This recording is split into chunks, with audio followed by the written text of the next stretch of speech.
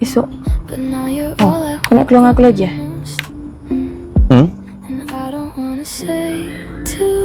Kenapa? Kau tak best ke keluar dengan aku? Best je. Tapi aku dapat sambung belajar.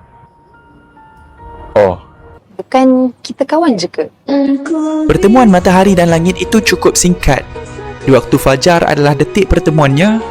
Adanya perlahan saat dunia masih terlena. Namun sudah cukup untuk membuatkan manusia terjaga.